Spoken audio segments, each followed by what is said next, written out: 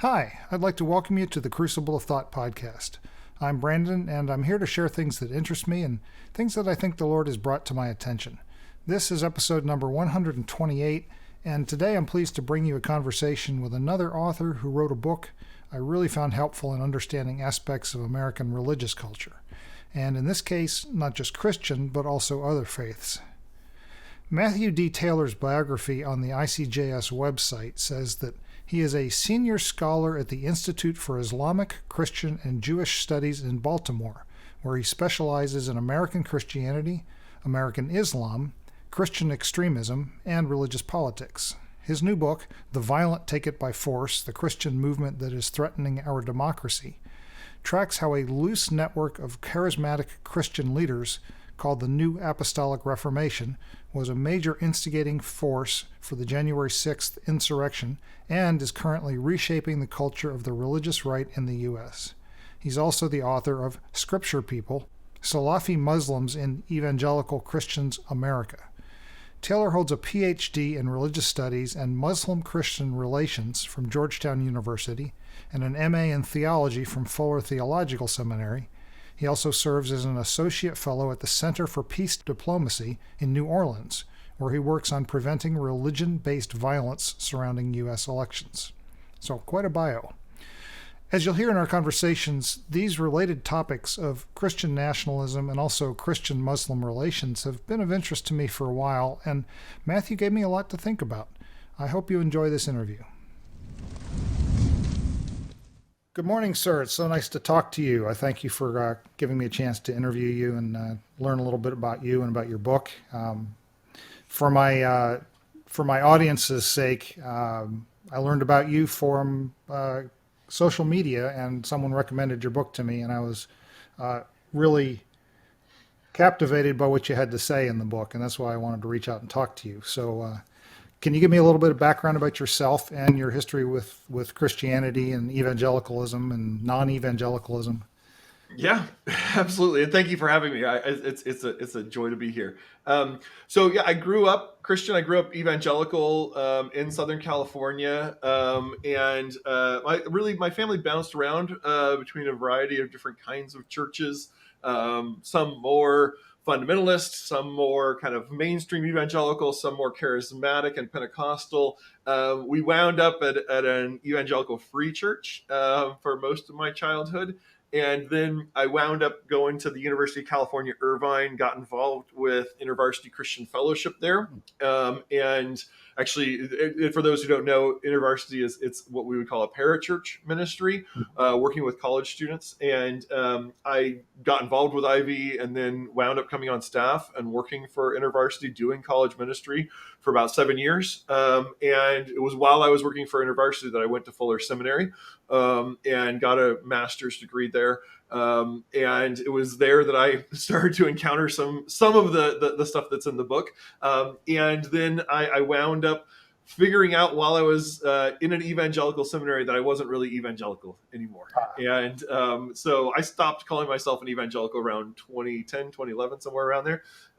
And also realized I really am interested in Islam and would love to, I really enjoy reading Muslim thinkers, learning from Muslims. And so I started trying to find a way to do a PhD in Islam and wound up discovering this program at Georgetown University that it's a PhD in religious pluralism, in theology and religious studies. And you can come in having studied one religious tradition and do work academically in another religious tradition alongside that. And that fit me perfectly. So I wound up moving to Washington, D.C. And getting a degree in Muslim Christian dialogue and religious studies and comparative religion. And then now I have landed at an interfaith institute in Baltimore called the Institute for Islamic, Christian, and Jewish Studies, where I am one of the scholars there. So fascinating stuff to end up. I mean, that's really quite a journey from someone who probably, if you're like me, grew up thinking that Muslims, especially after 9/11, Muslims were the worst possible thing and they were out to destroy us and Christianity in America. And to find yourself in this interfaith world is fascinating. I read Rev Carla's book, And I don't know if you're familiar with her. She's an interfaith studies person as well. Really unique perspective that people can actually work together, which, certainly I would not have thought 15 years ago myself. Yeah. So a lot of people report, coming through seminary and going through deep religious studies when they start encountering other faith ideas that they often report that kind of separates them from a lot of their really strict understandings of Christianity and their convictions about its uniqueness or its sole claim to truth. I'm kind of curious how that affected you in those ways. I mean, yeah, it's definitely getting an education is a liberalizing experience with I'm using liberal with a lowercase l, right? I Yeah. mean, by nature of getting an education, you are expanding the horizons that you can see. You are exploring ideas that you're not familiar with, and that opens you to a bigger world, which I think is a very healthy process.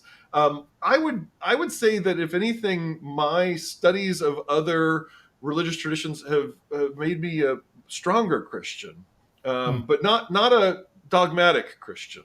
I think that I sometimes joke that I am an evangelical background, mainline Protestant, seminary trained who got a Ph.D. in Islam from a Catholic university, right? And so, like, I've been all over the place in that journey, and in the process, have just discovered the breadth and depth of the Christian tradition, and even learning alongside Catholic students and with Catholic professors, expanding out into mainline Protestant spaces, studying the history of Christianity and the great diversity of people who have identified as Christian, the great diversity of ideas that have been a part of Christian discourse. You just realize that no matter where you grow up, no matter how expansive you think your understanding of the world and of Christianity is, there's way more to learn. And we all have,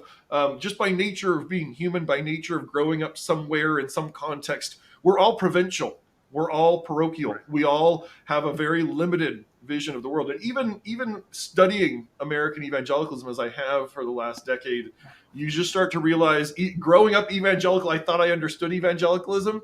And then I started realizing, oh no, I understand this kind of Southern California kind of progressive style of evangelicalism that I inhabited, at least towards the end of my time calling myself an evangelical. But it's a much bigger and wilder world. And so, yeah, I feel like one of the hardest things to do in life is to contextualize yourself, to come Yeah. to realize that just what the limits of your experience and understanding are, and then to try to think outside of that box. And that is an ongoing process for me.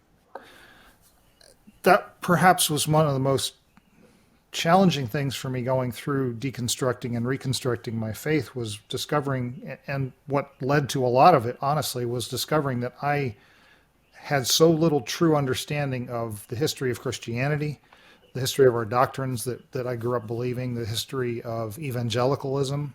You read a book like Jesus and John Wayne, and you come away with a completely different sense of how we got where we are. And that alone was enough to make me realize that maybe I need to be a bit more humble, you know. Um, one of the things I wanted to bring up was that I have a close friend who I think grew up in Morocco Mm-hmm. as a Muslim. His whole family, of course, from the area is Muslim, and most of them still are. And he converted to Christianity maybe 10, 15 years ago at pretty significant personal cost, being disowned by his father, which is a big deal in that culture. And he's described a lot of things about his former religion to me, and I was really surprised to hear him say that there's really not that much difference between Christianity and Islam in terms of how the average adherent sees the world and how they try and be good to people. And even a lot of the doctrinal things are surprisingly similar. And that's kind of shouldn't surprise me as a Christian, really, given that they were somewhat derived directly from Judaism. So I guess if you're not speaking about or to the extremists, which I would also lump in far right Christians, there might not be as much difference as we think. Now, you've actually studied that. I'd be interested to hear your thoughts about how different are they and why are Christians so scared of Islam, perhaps?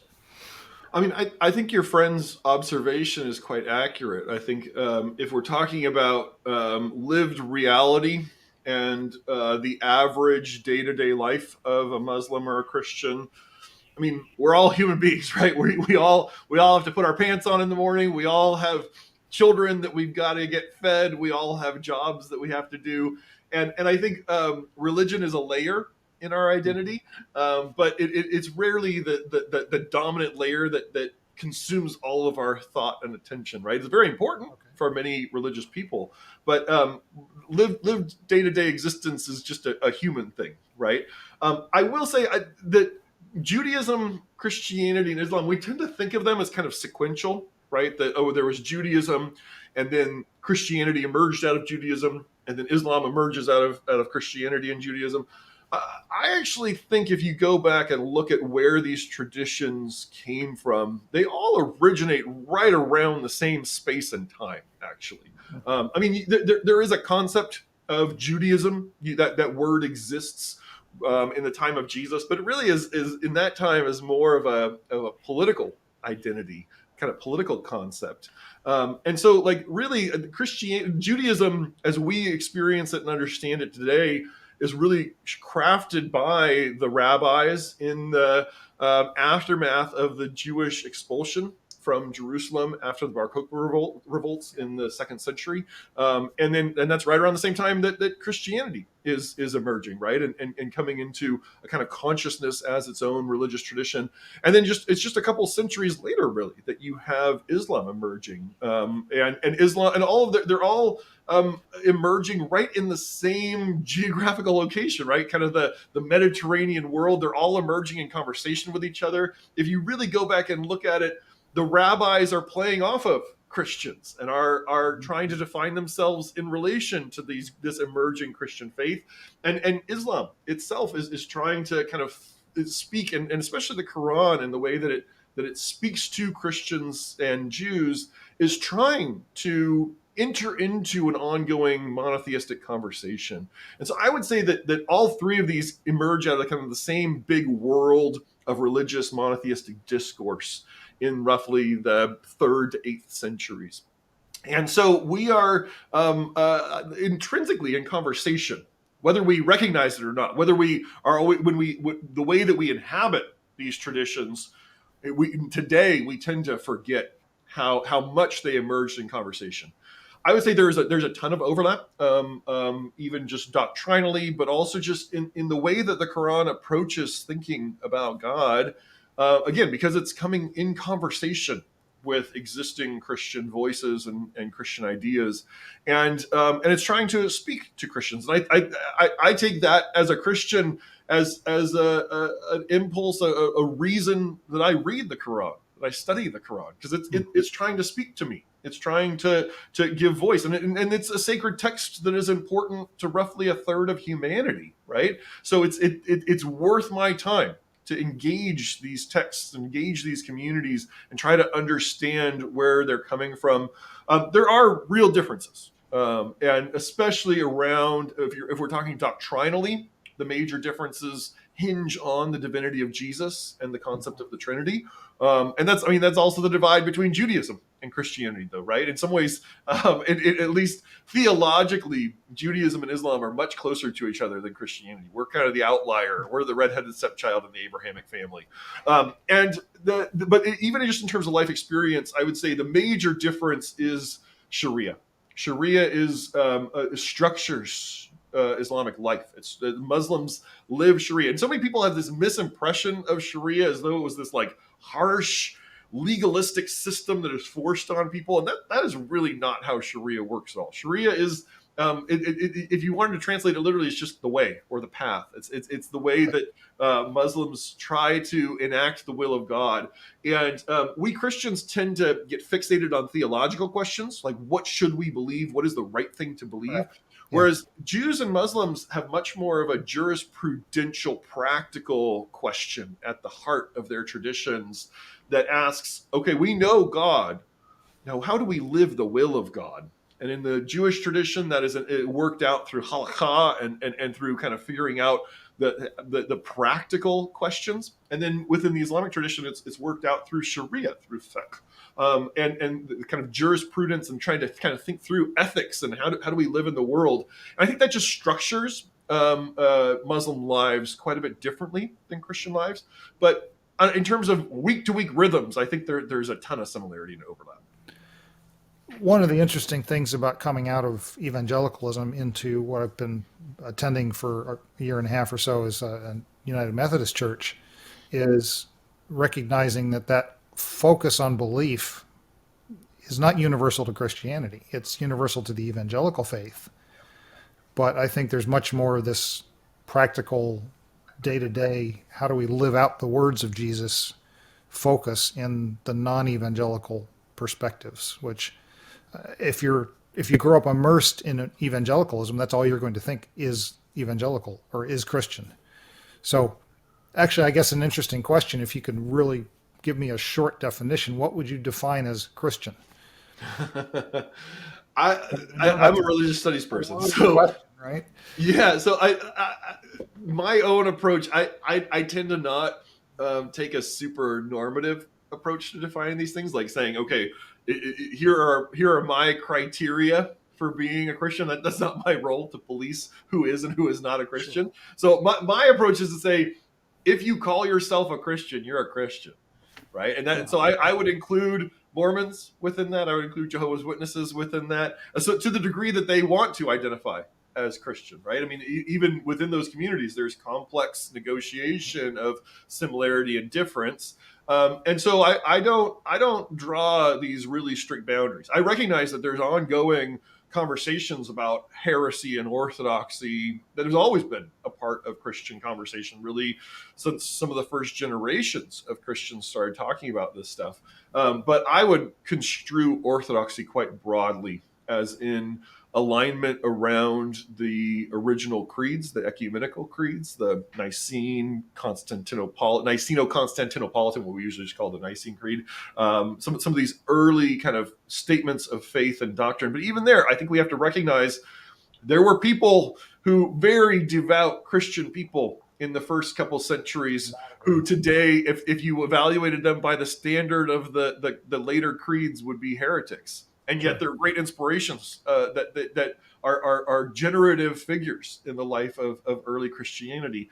And so I try not to be too strict about these things. Again, I'm not coming at this necessarily theologically. I'm coming at it as kind of a religious studies person and trying to understand what is the breadth of people who describe themselves as Christian. And that's really in many ways more of a sociological question than a theological question for me. Okay.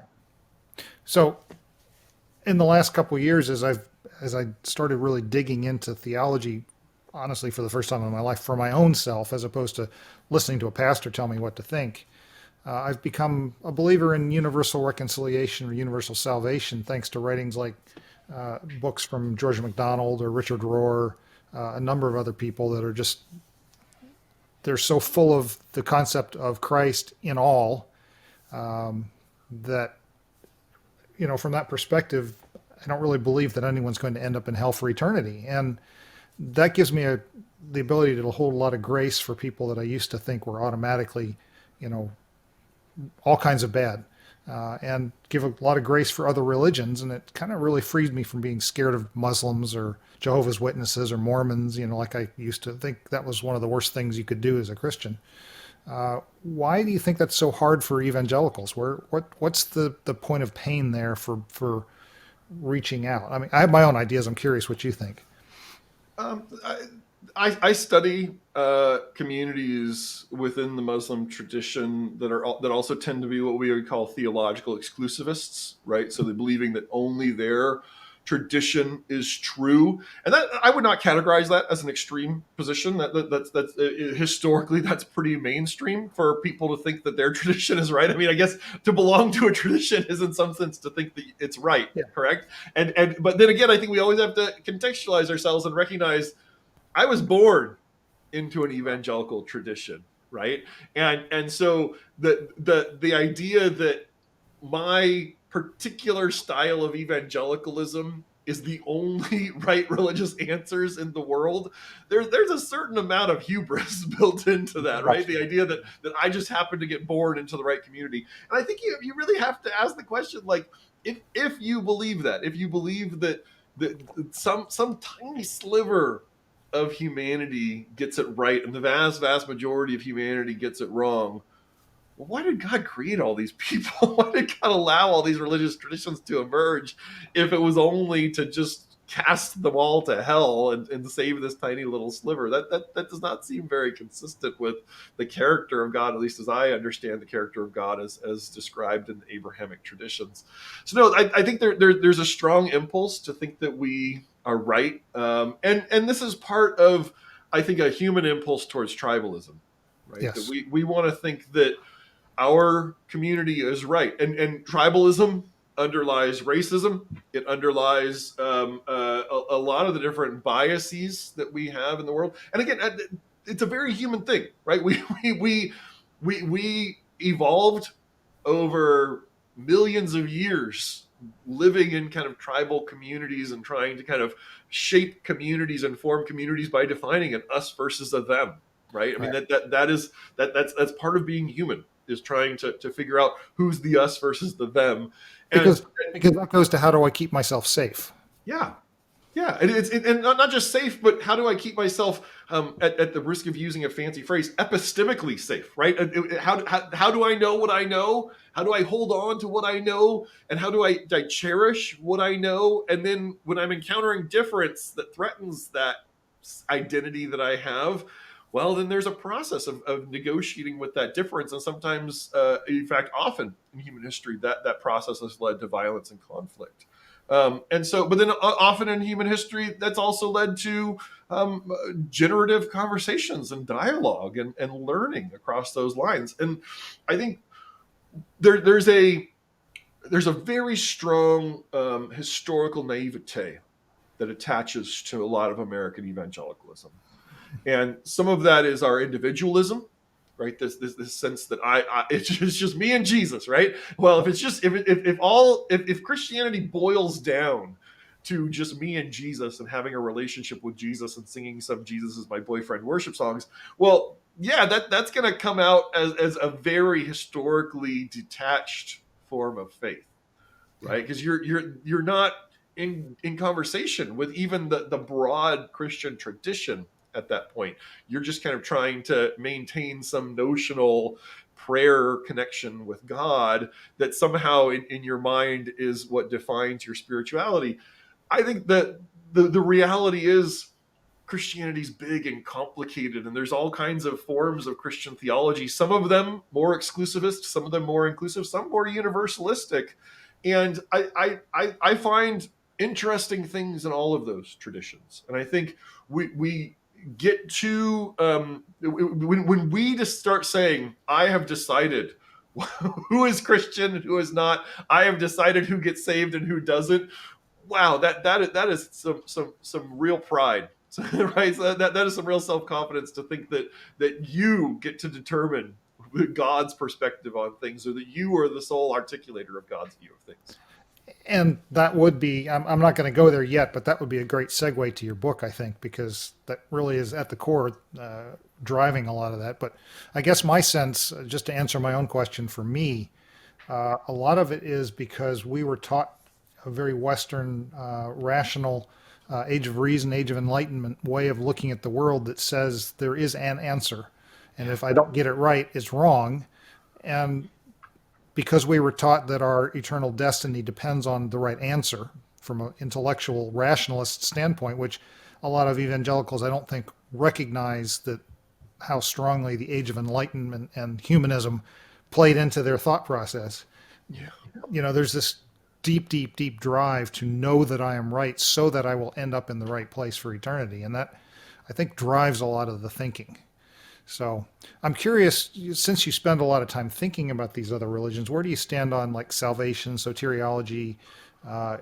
Many paths to God is certainly one thing that evangelicals love to attack.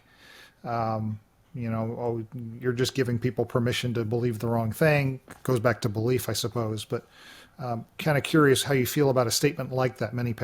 How do you think about the destiny, if you will, the eschatology for a Muslim or a Jew versus a Christian versus a progressive Christian? Yeah, I mean, I could go on for half an hour. I'll try not to. It is a really interesting question. I am leery of anyone claiming to have definitive answers on any of these questions. Maybe akin to the idea of the many paths to God. There's this famous Hindu parable that gets cited often of the blind man and the elephant. Right, Mm-hmm. there's a group of blind men encounter an elephant, and they're each touching different parts of the elephant, trying to describe it to their fellow blind men. And one of them grabs the trunk and says, "Oh, it's like a giant hose." And one of them touches the leg and says, "Oh, it's like a tree trunk." And one of them touches the side and says, "Oh, it's like a wall." Right, and but the parable is right that they're all touching the same reality, just touching different parts of it. And then when this gets applied to the different religious traditions of the world, well, we're all touching the same cosmic reality, but we're all touching different parts of it. And I mean, it's an interesting parable. Like it kind of makes you think. My question whenever I hear that parable is, though, who gets to determine that it's an elephant? Who is the person that's claiming they're not blind, right? That's seeing the full reality. I mean, there's a certain belief that you can have this kind of stand at some Archimedean point apart from the rest of humanity, apart from all these religious people, and say, "Oh, I see the universal. All these people only see the particular." Who says you're seeing the universal? Where did you get that access, right? So I try not to, again, be super dogmatic on these questions, recognizing that there's a wide variety of religious traditions, religious experiences, religious conceptions in the world. Even within Christianity, as I said, there's massive diversity on these questions. My general principle, though, is as a Christian, if your God is not more merciful than you are, then you're not following God. You're just following yourself. Right? If your God is not kinder, more gentle, more merciful, more loving than you are, if your God does not call you and press you to become more merciful in your conception of everyone around you, more compassionate, more generous, then you just projected yourself onto God, right? And so I always try to come back to like there are definitely people that I would have a very hard time sharing space and conversation with in heaven. And yet somehow God accepts me, right? God loves me. And so I have to kind of recognize that I don't have control over that question. It's not my job to determine who gets in and who gets out. And I really do, I do really like the way that C.S. Lewis approaches these questions in The Great Divorce, this book that he has. Yeah. I like the conception that it's hard for me to imagine God barring anyone from heaven and saying, "Oh, you're not allowed in." But I can easily imagine many human beings opting out, right? Yeah. Not being able to embrace the reality and in some ways the self-sacrifice that is a part of heaven. I mean, this is a bigger thought, but in the way that Jesus conceives of and talks about God and life in the world, he talks about being the servant of all and the slave of all. And then he says, "I do this," right? I am that. And we think about the incarnation, right? God emptying God's self to inhabit humanity. I think there's something that signals about who God is, that God is a self-emptying God. God is a servant. God is the king who does not demand that other people sacrifice for the king, but is the king who sacrifices himself for us, right? And that somehow the dance of the Trinity, the dance of heaven is giving up self, is forsaking kind of the pride and the claims. And I can easily imagine a lot of humanity deciding they don't want any part of that. right? But I don't think it's on God's part. I don't think God is throwing people out of heaven. I think it's more that human beings sometimes go really wrong, and yet I think God still loves those people and still wants them and somehow will to be get back to God. infinitely patient. Yes. I had a God moment about 2 years ago when I was thinking about matters like that and thinking about the prodigal son Mm. parable, which I think prodigal father, the father of the prodigal son, is a better title for it. And imagining that God will be there standing, waiting for the very last human to come down the road, no matter how long it takes. Yeah. You know, uh, I love your concept about if you can't imagine that God is more merciful than us, because I think that's still the essence of what Jesus said: love God, love your neighbor. It's about plugging into God as much as we can, and then turning around and demonstrating that to the people around us. And what name I'm going to put on that probably is less relevant than how it executes in the world. Yeah. So we have this clash in humanity that you're studying, that I think most people are worried about, even if they haven't spent any time really thinking about it from a scholastic or scholarly point of view. Is there anything that we could do to repair the relationship between these religions, or do we just need to let it kind of fester while demonstrating something different ourselves?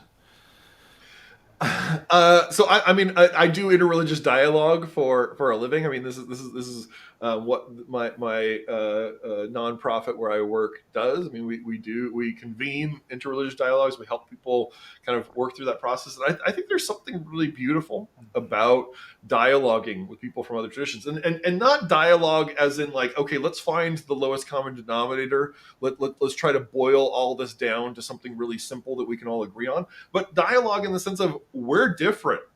Let's engage that difference. Let's have a conversation about that difference. And maybe I'll learn something in that process. It doesn't mean that I have to check all of my beliefs at the door in order to have the conversation. In fact, dialogue is richer where we assume difference, where we assume that we aren't all the same and that we can learn something from that difference.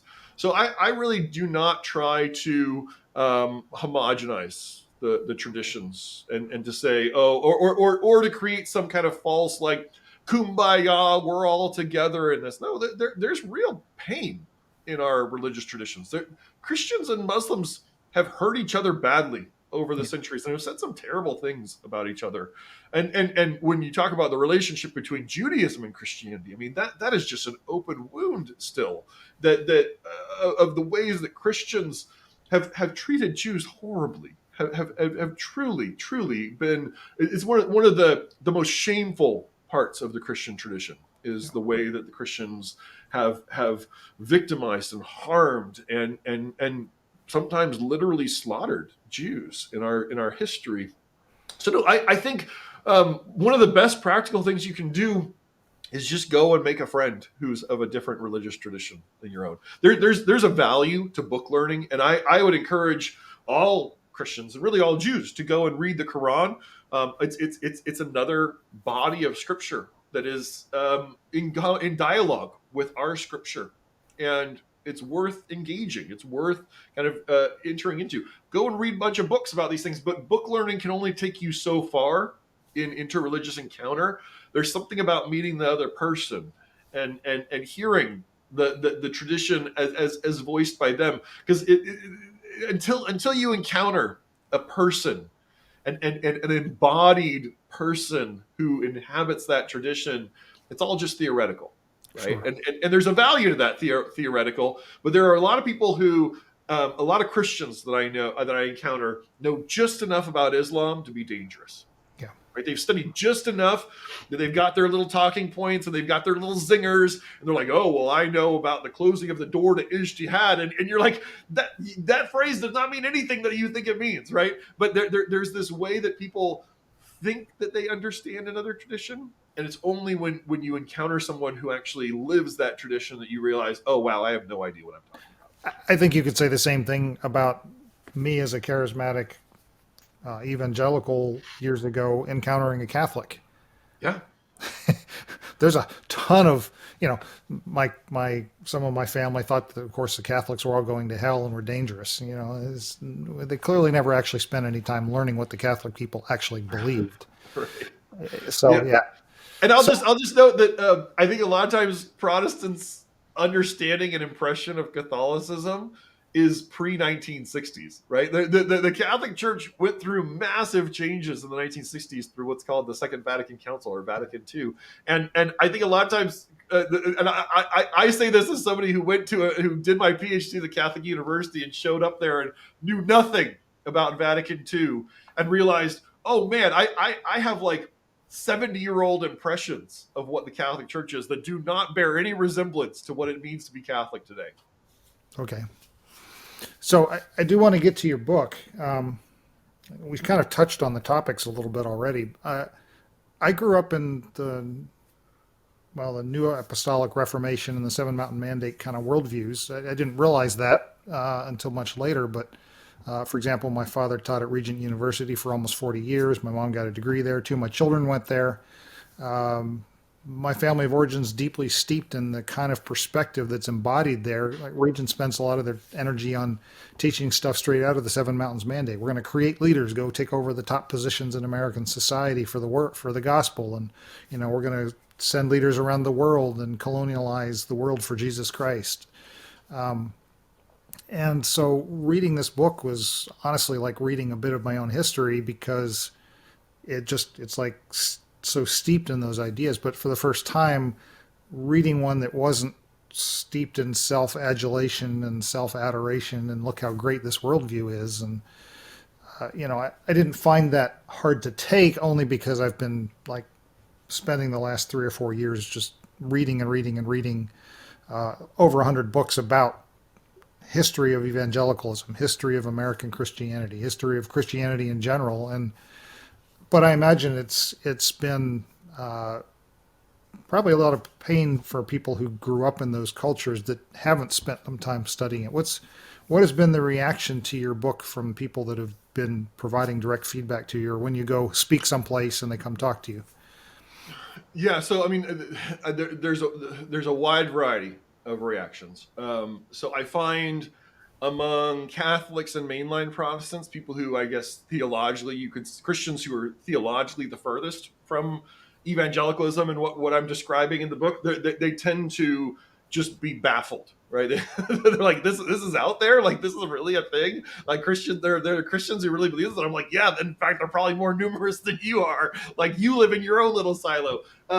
Among evangelicals, it's been actually very well received in my Good. experience so far. I mean, I mean, you don't write about politics and evangelicalism and American Christianity today and don't get some blowback. I mean, there's a lot of strong opinions out there, and I try to take some of those diatribes with a grain of salt. But no, I mean, one of my goals in writing the book the way that I did and approaching this research topic was I really wanted to be accurate. I really wanted to have my factual grounding, have my theological grounding, and I really tried to. I talked to and interviewed a lot of people who live in this world, and one of the most valuable pieces of feedback that I've gotten on this book comes from people like you who have lived in that world and tell me, no, this is accurate. Right. This is how it really feels. This is how people really operate.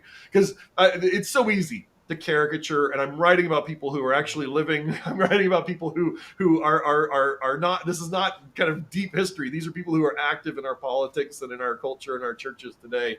And I really wanted to capture accurately the subculture that they're a part of, the theology that they inhabit, and why they do the things that they do. And I tried to render it with as much compassion and as much empathy as I could, while recognizing there's still a critique built into this book that I want to sincerely render and hold up.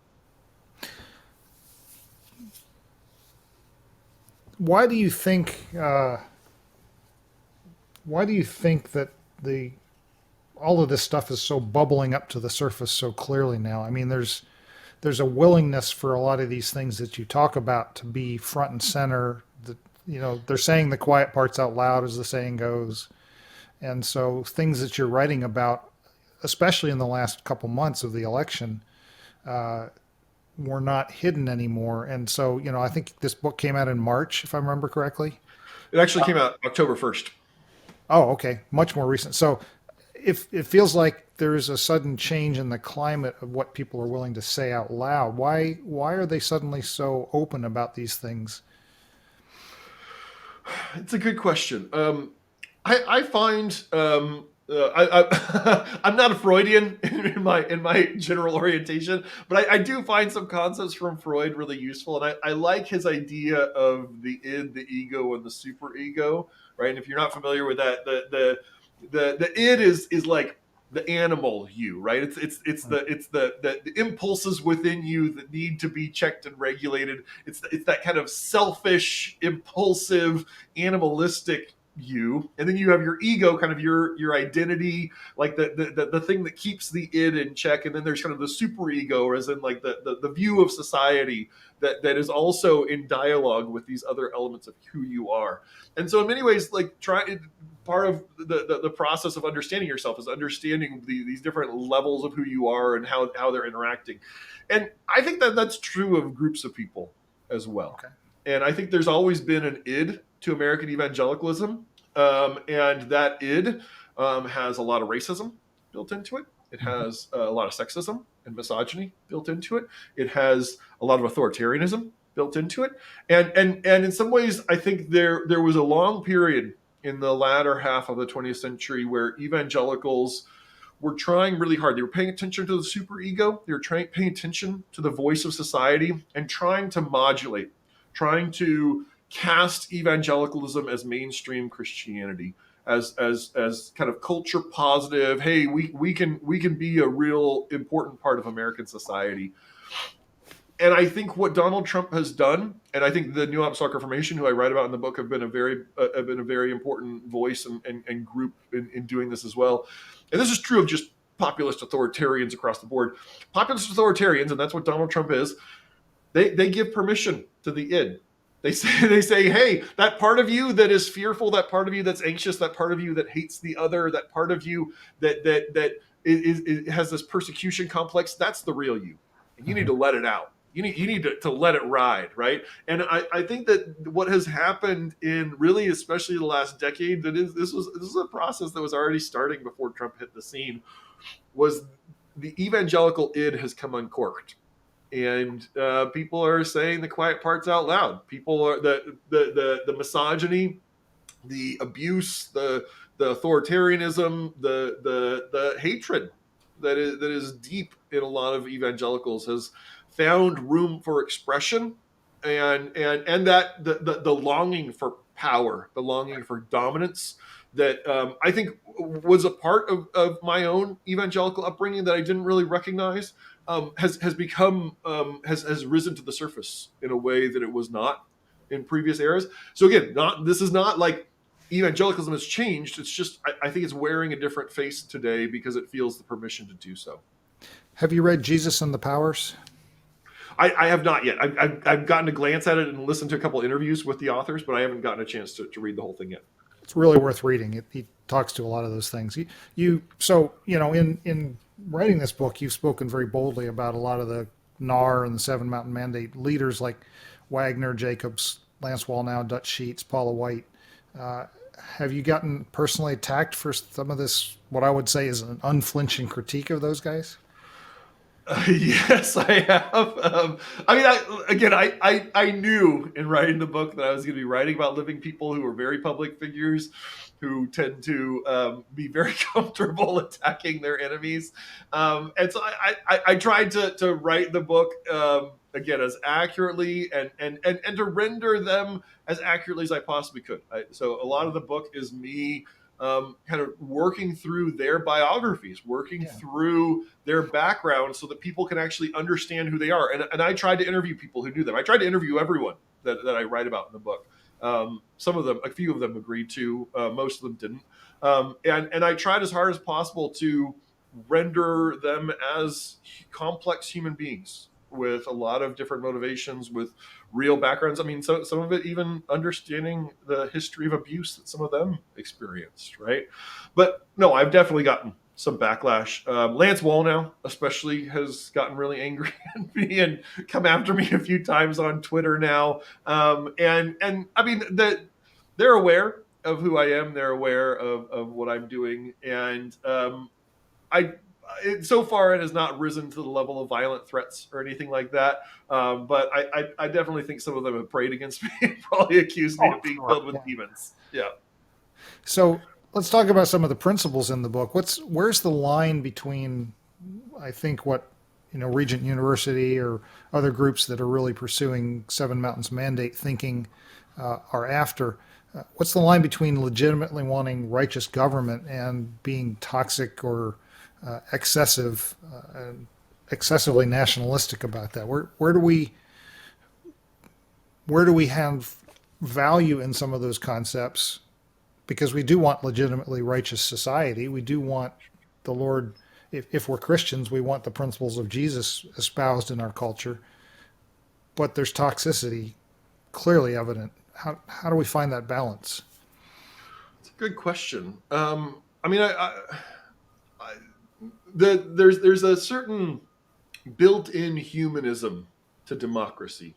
Mm-hmm. Right. So, I mean, and humanism, not in this sense of like secular humanism, this is a scary thing, but just a humanism of we're all human beings together in this. Right. Yes. And the point of democracy, the reason democracy has evolved and emerged the way that it has is human beings are diverse. We're complex, and we have to inhabit shared geographical spaces with people who are very, very different. And so I think that just requires a humility in coming into the public square and saying, here's my community. Here's what we want. What do other communities want? What are they interested in? And I think we as human beings are kind of intrinsically tribal, intrinsically selfish, intrinsically exclusivist. And democracy calls us to maybe set aside some of those things, to maybe kind of contextualize or bracket some of those things and come into the public square. It is an entirely natural thing to want good government. It's an entirely natural thing to want a society that is moral and a society that is fair and that is equal. I think that is a good impulse within us. The problem, I think, with the people that I write about in the book is that they have given up on democracy. They've given up on pluralism, on the ability of different kinds of people to inhabit the shared geographical space. They've given up on equality of all people. And they say Christians are just better. Christians are intrinsically better than other people. And God has given Christians authority over society. And they'll even use the metaphor of colonizing, right? Positively. We are a colonizing force from heaven sent to bring the culture of heaven to earth. Good Lord. Their willingness to embrace, I mean, if you think about the history of colonialism, the history of empire, the history of imposing and coercing other people into your worldview, that is a dark, dark history in humanity writ large, not just even within Christianity. And to think that they believe in this moment, in this modern moment, that they can just kind of homogenize society and turn everyone Christian, or use their vision of Christian morality to impose from the top down their vision of Christianity on society. I mean, there's a very deep naivete in there, but then on top of that, there's a sense of such entitlement, right? One of the things that I love about democracy, especially liberal democracy, again, lowercase l, democracy that gives us rights and freedoms, is that I can be a Christian in America, and I don't need America to be Christian for me to be a Christian, right? I feel zero need for my society to somehow claim a Christian identity in order for me to claim a Christian identity. Right. In fact, in many ways, the Christians I find most inspiring in history have been Christians who existed as minorities, who existed on the margins of societies. Yes. When you step back from the Seven Mountain Mandate thought process, for a few moments, you quickly realize that the entire Bible was written by, to, and for refugees, people Yeah. in Well, exile, people who refugees. were subservient to the dominant culture. And so much of the language is about how to faithfully be an ambassador, if you will, for a different kingdom without trying to take over your own kingdom. And there's even a lot of language that says, just live at peace. Pray for the peace of the situation in which you find yourself. And this current crop of NAR and all that stuff is so opposed to that fundamental principle that I think exists in the scriptures. Yeah. And I think I understand the impulse. I want everyone to be like me, but we've given away that thing that allows us to demonstrate humility and sacrifice, which I think are probably more important. Oh.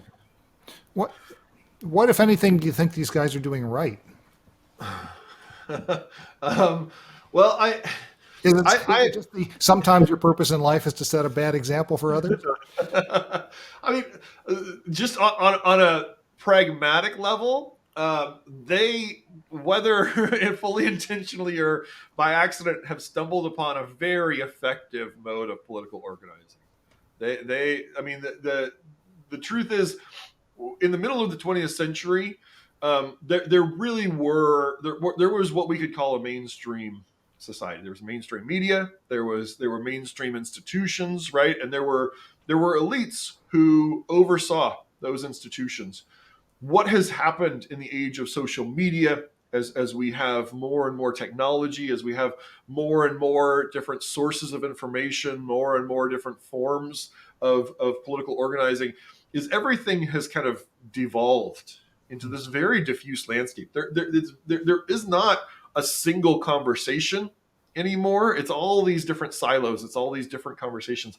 And what the New Apostolic Reformation and these kind of apostolic and prophetic networks have really figured out is how to build a vast infrastructure that holds people together in the midst of this very diffuse landscape. And I think that there's a lot that people in the center and on the left who want to see their political vision in ascendant in democracy. They want to restore our democracy. I think we need much more nimble institutions. We need much more agile institutions that can be responsive to people. Now, I want to do that without the authoritarianism. I want to do that without this sense of hierarchy. And I mean, in the New Apostolic Reformation, and for those who might not be familiar with that, it's this kind of these set of leadership networks that emerged in the charismatic space, built around this idea of there are modern apostles and prophets. And in that system, those apostles and prophets exist on a different plane from the rest of humanity. They are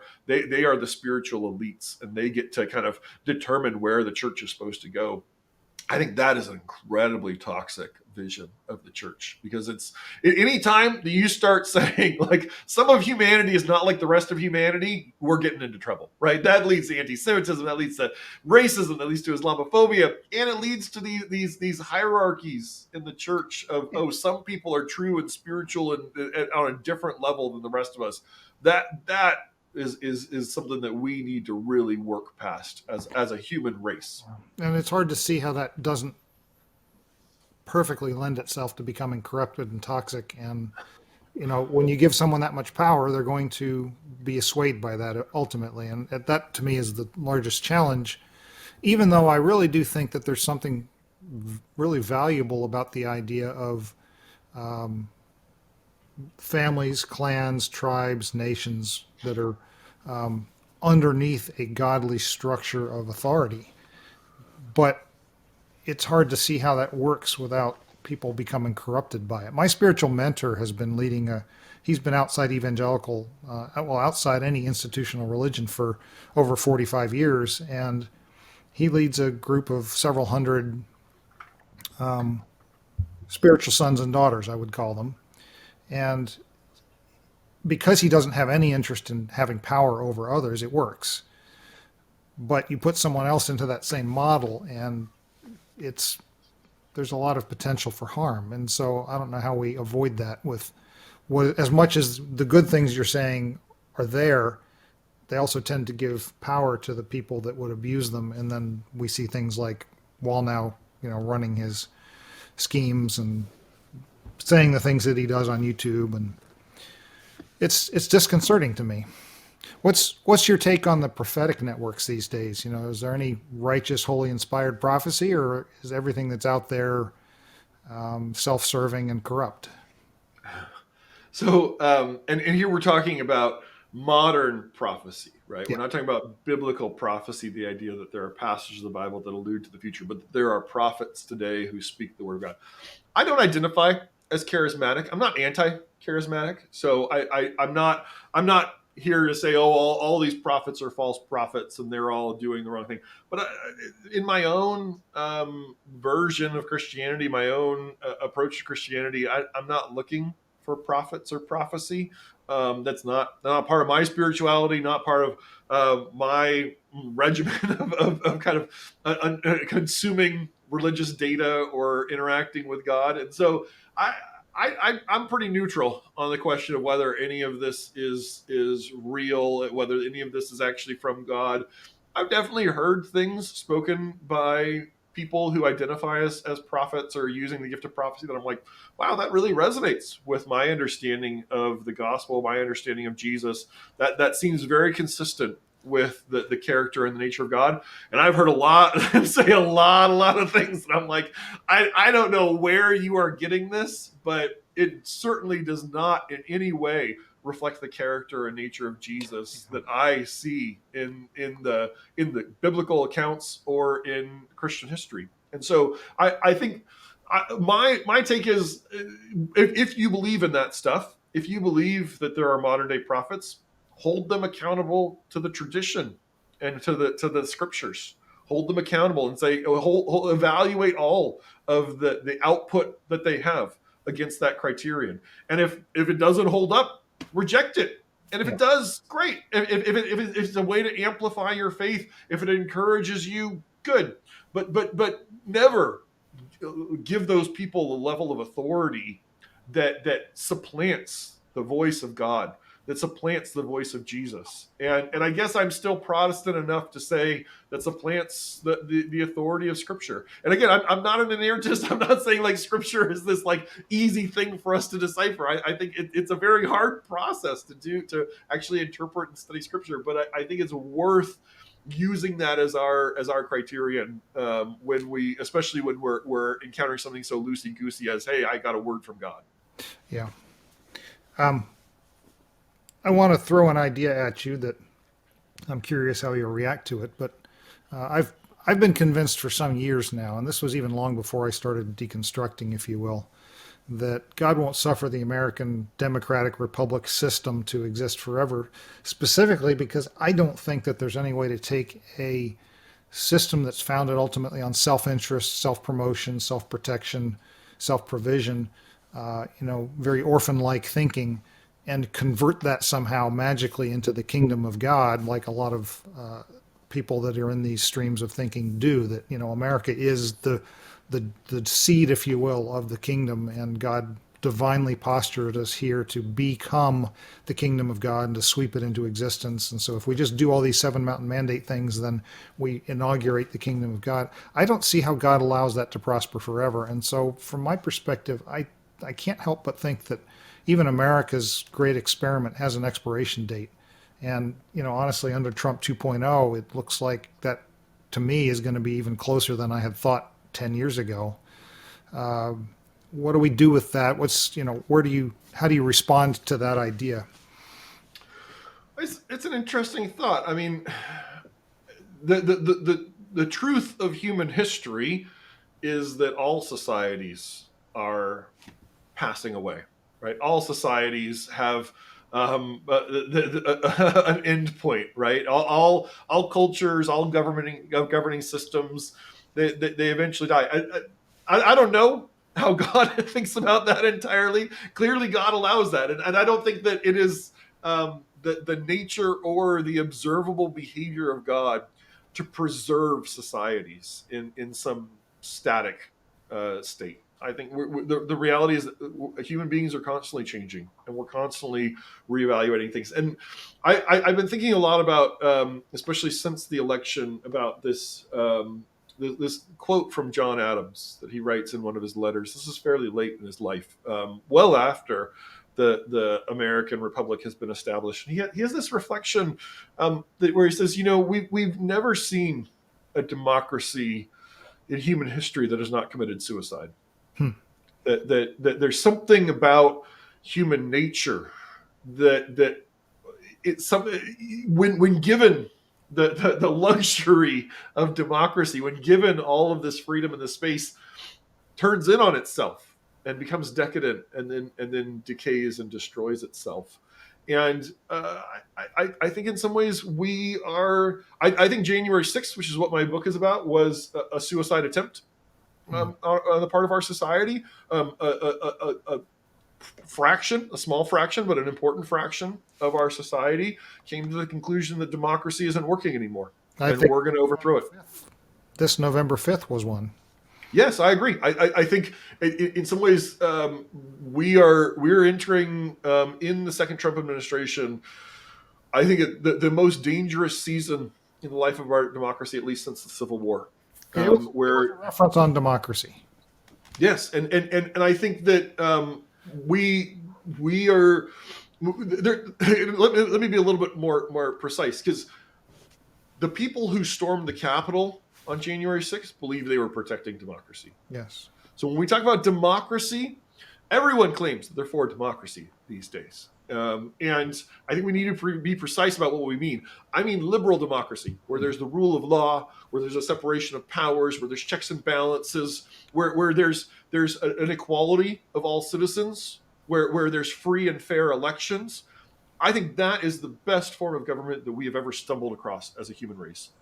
And I fear that we are moving the dimmer switch away from that into what political scientists would call illiberal democracy. Yes. A democracy that has the veneer of elections, that has the veneer of fairness, but that underneath that there is a rising tide of authoritarian power centralized around a governing echelon that uses that power in coercive and harmful ways. And I think that is what Trump promised in the campaign. It's not like, oh, I'm imposing on him some set of values or some system that he did not articulate. That's what he's claimed that he was about. And even like the people that he holds up as heroes, Viktor Orban in Hungary talks about Hungary as an illiberal Christian democracy, right? And so I think that is what we are in danger of degrading into in the coming years. And that worries me greatly, because I think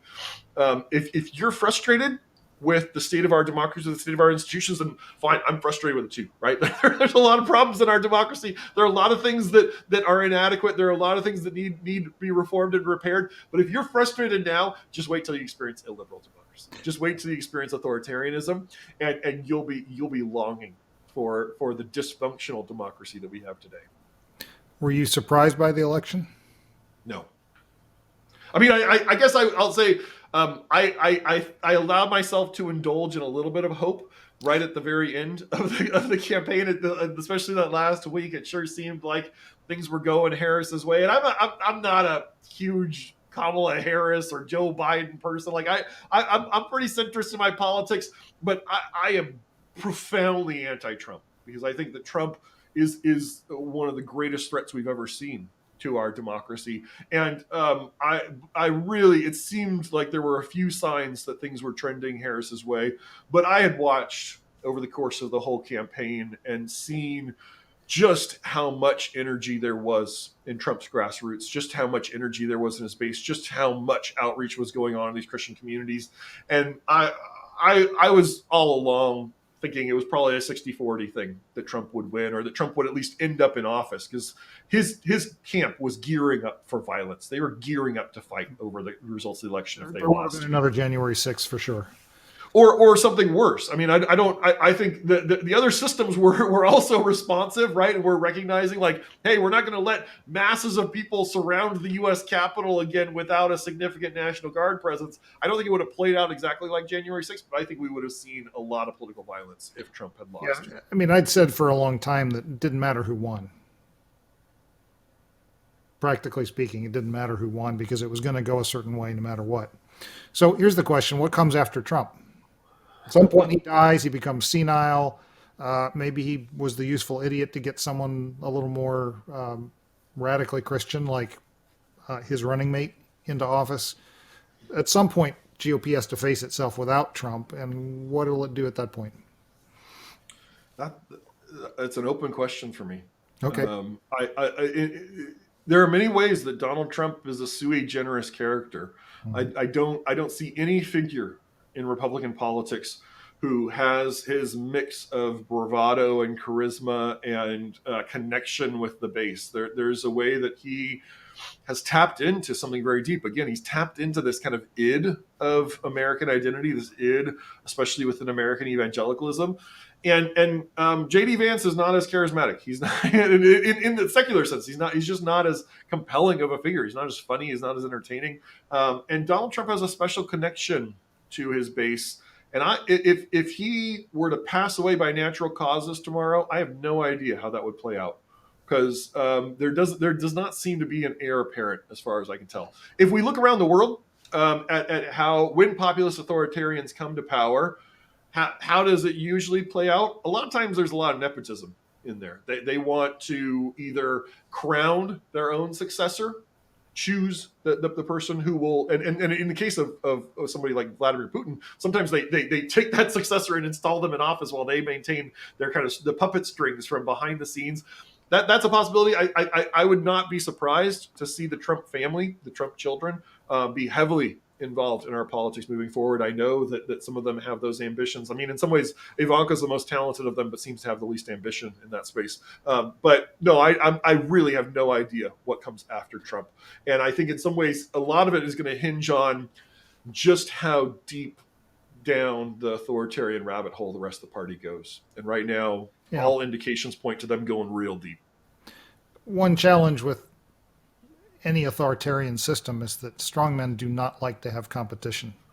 Yeah. And so they will suppress anything that looks like it could legitimately take them. I mean, that's been the case from Caesar's all the way up through, any strong Putin, getting rid of his generals that look too uppity.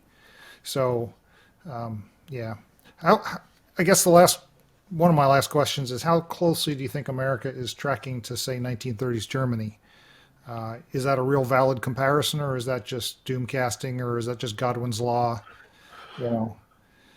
I don't take lightly the fact that Donald Trump's longest serving chief of staff, John Kelly, a man who is a former military general, a man who saw Trump in office, saw Trump's decision making up close as anyone, a man who is by no means a liberal squish, a man who was enacting Trump's border separation of families of the border policy, right? A very hardline right-wing guy.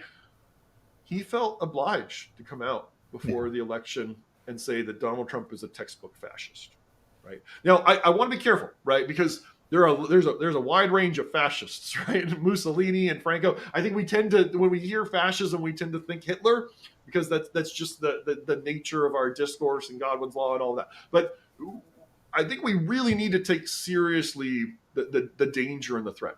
Now, what moderates that a little bit for me and my expectations is the United States is by no means in the situation that Germany was in the interwar period. We are still a global superpower. We have the largest economy in the world. We have the largest military in the world. We have an economy that is actually doing pretty well, right? And so, like the factors I think that contributed to the rise of Nazism are not nearly as extreme as they were in that case. But, and this is the important but, if we were to live under a MAGA style government for a decade or more, I think that's very much within the realm of possibility. Now, I'll also know this, and in the 20th century, authoritarians they really wanted to control everything. This is where we talk about totalitarianism, right? They wanted to impose their ideology. They went for these kind of dramatic power grabs. Oh, we're going to stage a coup, right? We're going to take over the government, or we're going to impose martial law. And we're going to bring down the hammer on society, right? That's not how 21st century authoritarians work in general. Most of 21st century authoritarians, apart from like a Kim Jong-un, who's still very much operating in that 20th century mode, most 21st century authoritarians are much more like Vladimir Putin. They want to control the information space, they want to confuse everyone, and they want to get as rich as they possibly can. And so I think in many ways, those are the people that I would expect Trump to more emulate: the Viktor Orbáns, the Vladimir Putins, the Recep Tayyip Erdogans in Turkey, these even Bibi Netanyahu in Israel, these people who want to centralize executive power, weaponize the government and its systems against their enemies, and then just grab as much money as they possibly can while holding on to their kind of oligarchic power over society. I expect that's more the direction we'll go, and I think it'll be a lot of degrading of the rule of law. I mean, good Lord help us if Akash Patel or Pete Hegseth or any of these people get into office. I mean, these are some really dark characters. Donald Trump is not picking the creme de la creme. He's picking like the worst apples in the barrel. And again, because authoritarians don't want competition, right? They want incompetent people around them who will just do their bidding and who could never get into those positions apart from the will of dear leader. So no, I think it's a dark path, but I don't expect. I think that is a distinct possibility that we're talking about 1930s Germany, but I think it would take a lot longer than 4 years to get there. Okay. I'm hopeful for 2 years from now that the American people will rise up and demand better, but we'll see. As my Muslim friends say, inshallah, if God wills it, inshallah. So to wrap it up then, that's a great segue to the last thing I wanted to ask you, coming back to your Ph.D. in Christian-Muslim relations and going beyond that to these topics of diversity, plurality that are central to America's experience, but central to the world as well. What can we, who are kind of exiled from being on the inside of any of these groups, do to rebuild unity and oneness? Because Jesus was pretty explicit in John 17 about Father, make them one, even as you and I are one. And there's no way to look at Revelations or anything like that and not see that the kingdom is going to be comprised of every tribe, tongue, nation, language, people group. And there's going to be a lot of people shocked when they enter the presence of the Lord and find people there that they were absolutely convinced weren't going to be there. So, how do we move our faith in our nation and our world in that direction as believers in a Christian God, but also aware that we don't have necessarily the entire capital T elephant on our side, capital T truth elephant. Pluralism's an easy word, but how do we actually move us in a direction where we can do that in a God-pleasing way? Yeah, I mean, there's a dialectic, there's a tension even within the texts of the New Testament between this idea of Christian unity and this idea of Christian righteousness and Christian justice, mm-hmm. right? And I think we should never lean too hard into either one of those. And so I think one of my strong principles is not to demonize or dehumanize anyone.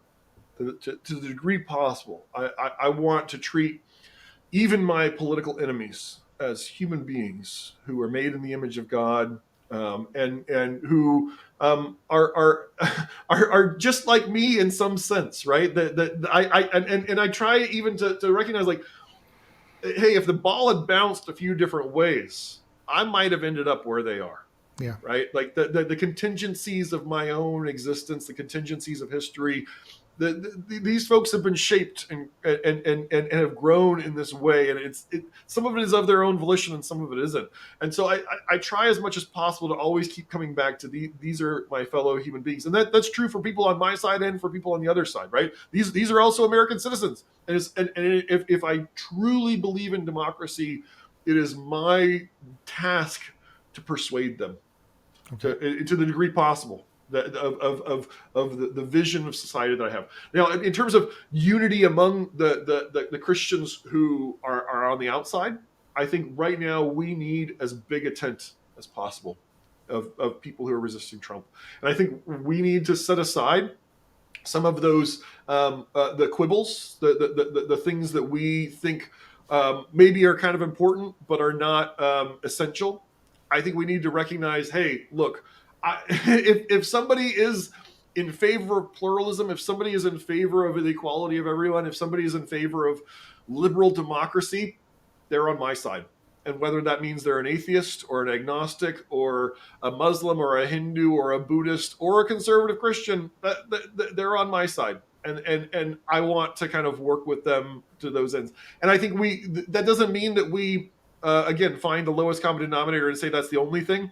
I think we need to maintain those differences and acknowledge those differences, but also to say, hey, some things are more important than others in this moment. And right now, restoring our democracy and reforming that democracy, I think is at least in terms of civil society, task number 1, 2, and 3. Yeah.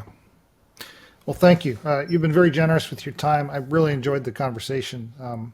Likewise. There's so many more topics we could delve into, and you've obviously been thinking about these things for a long time. But hopefully people will get out there. Where can people find you, and where can they find your book? The book, the title is The Violent Ticket by Force. You can find it anywhere that fine books are sold. I'm Matthew Taylor. I'm on still on Twitter for now at Taylor Matthew D. I'm on Blue Sky and Threads and Substack and all those spaces. I work at the Institute for Islamic, Christian, and Jewish Studies, which is icjs.org. And we have all kinds of courses that we offer. We're a nonprofit, but virtually everything we do is open to the public and free. So a lot of the stuff that we've done, the courses that I teach are up on YouTube. A lot of the programs that we run are up on YouTube. And so feel free to check us out. I will do that. And, if you're watching, appreciate you watching this video, but please check those things out. I think Matthew has a lot of good stuff to say, and it's worth our time learning and thinking about the things that he brings up in this book and in the conversation we had today. So thank you, sir, very much for your time, and hopefully we'll have a chance to talk again in the future. I'd love that. Thank you, Brandon. Well, there you have it. It's so good to talk to people who have done the deep and careful study about topics like this. It's why I do so much study myself, not just to learn things for me, but because I hope to intelligently contribute to the discussion in broader society. I'll put links to ICJS and also to Matthew's books in the show notes. I really encourage you to get his new book because it does a superb job of identifying so many things that are going to be strongly affecting our nation in the immediate future. It's important to understand what's behind our society's trends, and right now in this political climate, the people that Matthew discusses in great detail are very influential at multiple levels of our culture. So that'll do it for today's episode. Thanks for spending some time with me today, and we'll talk again soon.